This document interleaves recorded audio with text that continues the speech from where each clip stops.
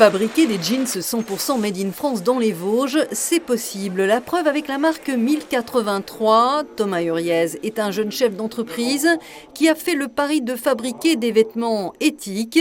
1083, c'est la distance qui sépare les deux villes les plus éloignées de France. Beaucoup moins que pour un jean conventionnel qui parcourt dans le monde jusqu'à 65 000 km. De sa maison mère dans la Drôme, Thomas Huriez a trouvé dans les Vosges un partenaire pour ses produits au sein de l'entreprise Tissage de France à Rupt-sur-Moselle, où vient d'être lancé ce vendredi un atelier de confection. Et en fait, on est arrivé dans les Vosges par hasard, parce qu'en 2013, quand j'ai démarré ma marque 1083, j'ai eu du mal à trouver des gens qui croyaient dans mon projet de relocaliser une filière complète du jean en France. Et j'ai trouvé des confectionneurs à Marseille, mais pour le tissage, j'en ai trouvé que deux qui ont accepté de travailler avec moi. Un dans la Loire, les tissages de Charlieu, et un dans les Vosges, c'est Denis Heinrich, l'ancien directeur de Tissage de France. Et Thomas Huriez porte le circuit court à son maximum. Seule la matière première du coton bio est importée. À terme, le fil dans un futur process sera recyclé. Grâce à 1083, l'entreprise vosgienne Tissage de France, elle se diversifie.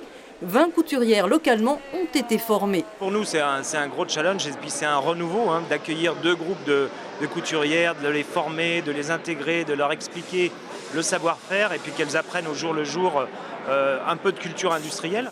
Karine, ex-aide à domicile, ou Amandine ont décroché dans les Vosges un futur métier et acquis des compétences, coachées par les équipes de la marque. À la base, j'étais en Haute-Marne, mais j'étais quand même originaire d'ici.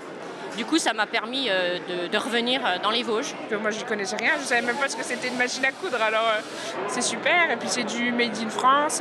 C'est nous qui le faisons, quoi. Donc, du coup, c'est quand même mieux. On échange beaucoup sur son métier, sur ce qu'elle fait. Et j'échangeais juste avant avec le mécanicien où, pareil, il peut me dire ça, on peut le faire, ça, on ne peut pas le faire. Et cet atelier 2.0 est doté d'équipements de dernière génération pour gagner de nouveaux marchés, en plus des jeans d'excellence à 120 € pièce. L'atelier est aussi organisé pour faire des jeans plus simples, pour adresser des marchés nouveaux. On ne connaît pas beaucoup aujourd'hui de jeans à 50 € ou à 60 € made in France, et pour autant c'est l'ambition de ce que l'on souhaite faire. Combien de jeans vont sortir de cet atelier? Ces prochains jours, une dizaine par jour, ces prochains mois, une centaine par jour, ces prochaines années, à peu près 500 par jour.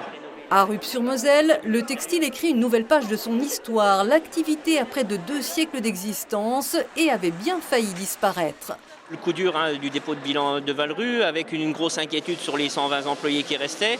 La reprise ici par 1083 d'une partie de l'activité. Quand il me l'a présenté, on pourrait dire qu'il m'avait vendu du rêve. Maintenant, le rêve s'est vraiment transformé en réalité. Une relocalisation textile que l'on doit aussi à l'aide de l'État et des élus locaux. On se rend compte que la filière textile française tire plutôt très bien son épingle du jeu. Aujourd'hui, les problématiques plus qu'on a, c'est des problématiques de formation, d'emploi. Donc on travaille aussi sur le sujet. Et l'on peut rêver, le savoir-faire vosgien pourrait qui sait être à nouveau mis à contribution. Thomas Huriez a noué un partenariat avec le groupe Lemoine, spécialiste mondial des produits d'hygiène et de soins à base de coton, seul producteur en France des couvillons.